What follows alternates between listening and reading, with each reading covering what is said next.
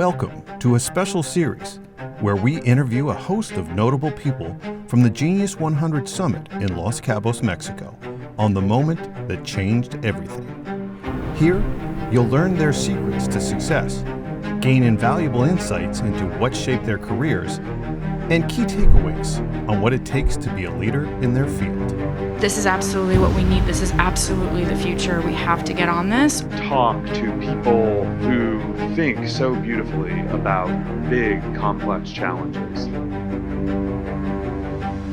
G100 Los Cabos, Mexico, a special series on the moment that changed everything.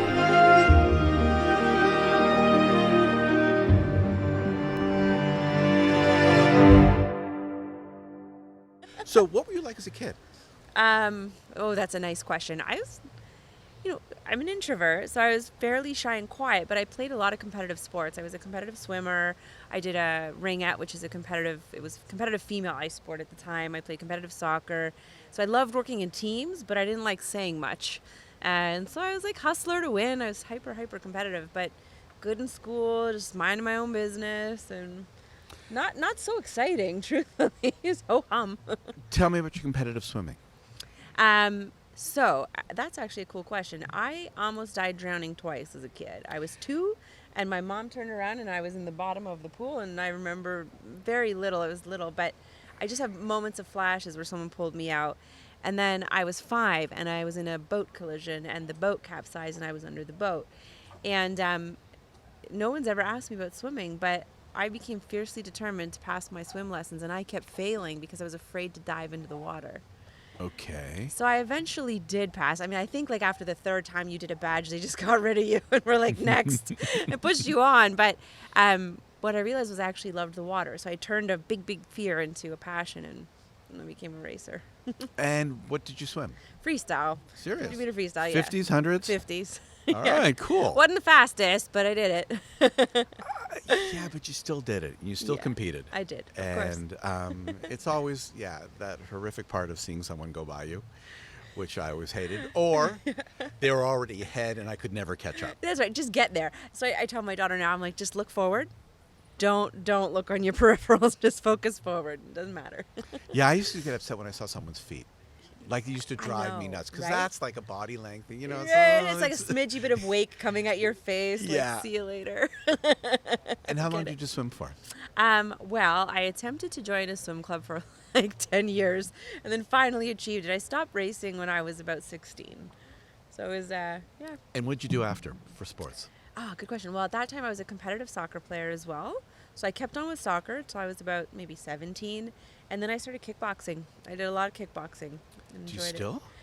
So I had an accident about 10 years ago, and I actually lost the mobility, much of it in my shoulders, and I wasn't able to throw the punch. It was the first thing I said to the doctor was like, can I go back to please punch a punching bag? And he was like, no, that's over for you. So now I find solace in swimming without my arms, mostly because I don't have full rotation, so I use boards and I do laps. I do yoga. Oddly, it's a little awkward when I do yoga and walk and do other stuff. So tell me about education. Where'd you go to school? Good question. I went to the University of Ottawa for my undergrad in Where media. are you from originally? Ottawa. Okay. I didn't go far. I was young. I graduated high school early and ended up fairly young at university. So I went to U of O. I did comms and media studies. Then I went to London School of Economics for law. Then I went to back to Ottawa U for more law, and then to American University in Washington to have another law degree. Josh, did you catch the bird? Did you see that? That was our friend being like, move along, sister. Did you see that? Yeah, I did. Let's be clear. That's that feeling when you're losing the swimming race. It's like long gone. All right, let's go back. Sure. Ottawa, you then LSE. Yep. Good for you to go there. I was at school in France. Nice. And I was at Sorbonne, and I didn't know what to do Amazing. after, so I went to see LSE. Mm-hmm. And I didn't want to work that hard. Like, I met a couple of kids, and the work ethic was unbelievable, and I just didn't want to do that. But it was a tough school. It was a tough school. They tricked me. Like, all I saw was London, and I'm like, oh, the museums, the fashion, the shopping, and I got there in the first week. I was like, oh my goodness, what have I done? No, Yeah. It was fun. But did you arrive there a poor student? I was a struggling student. I worked 3 jobs to be there. But Right. that was quite all right. And I worked away at it and yeah, did all right. So, tell me about your work. Sure. You know, law took me so far, but I had some fairly big life-changing experiences in London, of all places. I was there for the terrorist attacks in 7/7, and it changed my entire trajectory of my life, but it also threw me awkwardly but head first into philanthropy and doing good in the world. And I got an early on experience building one of the first legal clinics for creators in Canada. And then I did some pro bono work with the music industry, helping artists get their royalties. And I realized how fulfilling it was. And, you know, I was in and out of sort of legal careers. I was a trade negotiator. I wrote laws as a policymaker. I worked at BCE in copyright and handled all kinds of cool stuff for their businesses. But, you know, I wasn't fulfilled in my heart. And it wasn't really a thing. I had an accident, you know, a couple years into my role at BCE, and my body morphed in a funny way. And there was a moment in time, it felt like an eternity, but it wasn't clear if I had terminal cancer or not. And I had a baby, and it was sort of all a big mess. And I thought, all right, well, I don't know what it is, but I better figure something out. What's my plan here either way? And so I committed myself to thinking through legacy building, and then it kind of all just went from there. And I was okay. There was no cancer. So Yeah. just to not leave people hanging on that It was one. a scare. It was a scare. The bone mutated in a really funny way that looks awfully close to a bone cancer, but it's actually hyperarthritic, and it was just a weird reaction in the body. So I'd rather a weird reaction. So it was all right. I took it. So, part of Genius 100 is helping others. You've chosen a life of that now. Do you have the time to do it? You have how many children? One. One. How old is your daughter? 12. Okay. So, you're spending a great deal of time with your daughter as well. Of course, Okay. yeah. How do you balance it? What are you doing so you're able to do both well? I appreciate that. I mean, I do lots of things. It's about your priorities and living your values. And so one of the big areas, you know, that I felt really frustrated about when I was younger and trying to think through legacy building and building a career and being a mom and being around as a family person, and it was like, how do you balance? This is a great question. How do you balance it all? And they all felt like separate lanes, and they aren't, and they don't have to be. And so I integrate, I multitask, I overlap. There's a term, I'm blanking on it right now, but it's the concept of putting multiple objectives into one activity. And so I've been supporting and building out purposeful businesses for other people, lines of business, writing laws, doing all kinds of projects and work, but always with a view that if I could figure out that problem of how to help people balance it, make it faster to do the good thing, the right thing, I can save them some time, but I can also give them some time to do more. And therein lies where I put all my effort. So working on things, being patient, sometimes things take time. You can't put 110% into it because you've got other commitments, and you just re-navigate your efforts. And then other times you can put 110% into it and you go all out. And that's been the last decade of my life, is just being flexible, rolling with it, and giving it. What's your daughter like? Oh, she's fun. She's honest and wise. She's hilarious. She's shy. She's a good heart, though, and she has a very clear sense of right and wrong, which is good. Very creative little mind, but, you know, she was a baby when I was going through my health scare, and very much a baby as I decided what my next steps would be. And one of the decisions I made was she would come with me. And so she's been at every big charitable thing we've done. She's been a part of it. She sits beside me in the office and we work on things together. I ask her, I say, what would you tell your friends? You know, what do you think about this? Does that make sense? Now I can say, you know, if you read it, does it make sense to you? Like, if it doesn't make sense to you, we're throwing it in the garbage. So what do you think? And, you know, she's awesome. She's a team player. And what were your parents like? My mom worked a lot. I had a mom. She's my only parent at home, and she put a lot of food on the table, really supportive, but she was working a lot. And she sort of said, you know, Tanya, you can do anything you want, so just go do it. Figure it out and do it. Is your daughter more like you or more like your mother? I think she's her own person. That's a great question. She's got a little bit of me, but I think she's smarter and wiser. She's, you know, creative. My mom's really creative, so she's got my mom's creativity, but She's like the better version of us combined, maybe. As we hope they will be. Yeah, that's Yeah. Tell me about Kind Village. Thank you. I'd be glad to. Kind Village was the utopic idea I had when I thought about legacy building. I thought we were getting disconnected from each other because of technology. There became a screen in between two eyes looking at two other eyes, or looking at each other, a room. And I thought, it's disrupting our humanity. And I'm a technologist. I'm hyper trained in tech law, and I've built technology solutions and thought about it all. So I definitely consider myself a technologist. But how would we bring each other back to each other? How would we bring each other back to community? How would we leverage kindness, which is a value everybody shares? There isn't, a group, a culture in the world that doesn't have somewhere deep in it kindness as a priority. How do we make kinder places? How do we make kinder people? How do we have kinder responses to situations that challenge us? And so there became Kind Village. And so we started innovating. It was one of the first social enterprises in Canada. People didn't know at the time when we made it what a social enterprise was.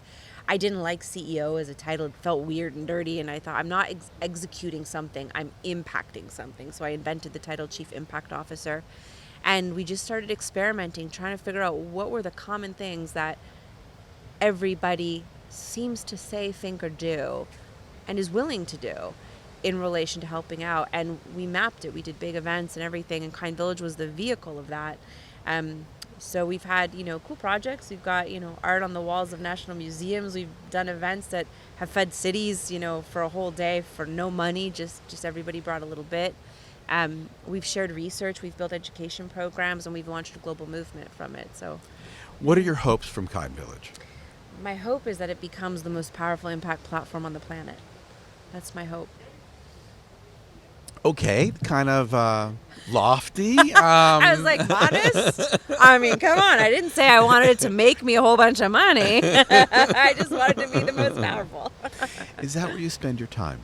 I spend a lot of time on that, thinking about it, refining it. I work with other people too, though. I've worked with big corporations, helping them implement strategies to make them more sustainable, to help bring their values forward into action.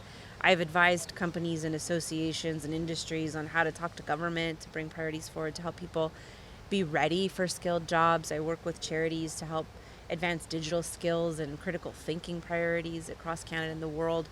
I advise the UN. I spend my time doing all kinds of stuff. But, my heart and soul lives in the mission of Kind Village, absolutely. And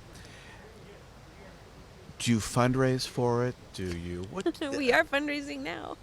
How's it going? We haven't even started. This is like the announcement number 1. We're fundraising. If anybody here that wants to help. We took, because we were so early thinking about philanthropic technology and trying to explain why it was so important to leverage technology to deal with, issues around social cohesion, the lack of confidence people are having in their communities, the impacts of mental health. We had a lot of educating to do the last 10 years. And I also wanted to be an example for the charities and nonprofits we're supporting to say, look, I know it's scary that cash donations are down, but there are like 6 or 7 other types of capital that you could have contributed to allow your cash to go a little further, but give you the resources you need to actually do your mission. And we had to lead by example, because at the beginning they didn't really believe us, but we've led by example. And so we didn't prioritize fundraising. We just said, let's see how far we could go just on in-kind. Like, let's be really, strict to the diet of in-kind and watch what happens. And, we eventually did get some money from the government. They helped us build out a platform for universities, colleges, elementary schools. And now we're ready to scale it. And what's the next step? Scaling to... Awesome. So more colleges. So we've got some demand from the colleges and universities. We've had elementary schools raise issues, say they want it. We've had cities reach out and say, how can we bring it? And how does it help in elementary school? Wonderful. So a lot of elementary schools have a volunteering program or project. So they'll say to kids, they might be just little things like, parents, please send with your kids some gently used sneakers. At one point at my daughter's school, they were collecting shoes. And we thought, great, that's perfect. But how do you actually capture the data? How do you know how many kids did it? How do you know how many shoes you got? How do you know what problem the collection of those shoes actually impacted? Where did they go? All these kind of questions. And so we built a technology platform to capture all that and to make it really easy. So you can get like a volunteer log, and that's the basics. But we also created an education program so that teachers and schools know how to actually talk about this. What is in kind? How am I as a kid, just a kid? What do kids do? You know, what do they know? They know lots and they do lots. But as a kid, how can I be a philanthropist? That's a crazy idea to think a kid could be a philanthropist, but yes, they can. And so we've made materials for them to do that, and we've got ambassador programs, and we celebrate, and we do all kinds of stuff. So, yeah. What's the next program? Corporate. And how are you going to engage corporations? So we did a test. It was one of our first tests. We worked with Ernst & Young, and we took on their staff. We had their managing partners support in Ottawa, and we mapped out what they kind of needed. They had lots of stuff that they wanted. We were trying to figure out, the question with them was, who's going to own it? Who's going to own the program in the company? Is it the chief marketing officer? Is it the CEO? Is it the head of HR? Now we have social impact people, so maybe it'd be them. We don't know. And we found there was actually shared desire to own this kind of activity. So we've got the platform ready. We now need to create the corporate profile so that all employees can just like join their company, and the company can collect all the data that the employees choose to share. So that's how the platform works. And so we've got a little bit of sort of white labeling activity to do on that side of things in our back end. And then it's making the book for the company. So it's not too much work, but that's our next bit. And so what's it going to look like for Ernst & Young? So Ernst & Young would become, for example, a kind business. So we have badges of honor we give our companies for coming. We want like Better Business Bureau, but your kind business, and we think that's honestly like the best kind of business. But they'll invite their staff to all create profiles, and whoever wants to do it can, and they keep these profiles with them. So it's like LinkedIn, you always have your profile, so staff keep their profiles. Ernst & Young, for example, could make their profile, staff will join their team, and as a company they can say, look, on a giving day, just log what you did. Just tell us what you did. The charities will verify that they did it, and the little report of that thing, that activity will go up to automatically go up to the kind of head view. Where'd the idea come from?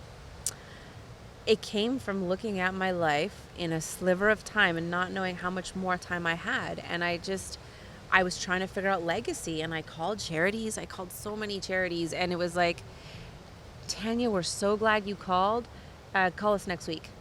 Tanya, this is awesome. We're not sure what to do with you. We don't need legal help. And I said, I'm not offering legal help. I'll make sandwiches.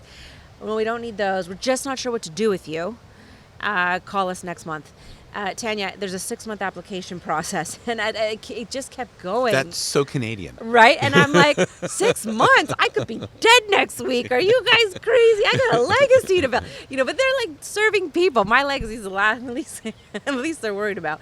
And I just, it could be easier. It could be easier. And what if we could just get their list ready sooner? They know what they need. They just need a minute to focus on it.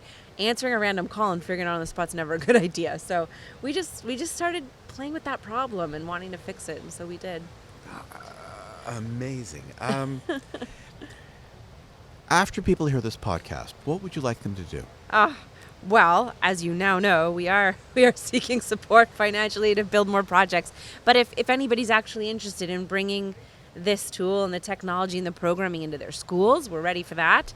If they want to bring it into their business and they want to work with us on a bigger pilot, we'd love to have them. If they have just the capacity to share, let people know about it, because my goal, and certainly our team's goal, so it's not just me, we have a team of amazing people that have just poured the heart into this. We want to see 1 billion in-kind contributions made in our platform so that we can record them all by 2030. 1 billion. So it's very doable. We've reversed the math a few times just to make sure it's still very doable, but we need people to share this with other people. So spread the word, make it go viral. On the moment that changed everything, I'm with Tanya Woods. Tanya, this was amazing. Recorded from G100 Vision Summit in Los Cabos, Mexico. I'm Laurie Metrick. Thank you. Thank you. To learn more about how you can support G100 initiatives, visit genius100visions.com.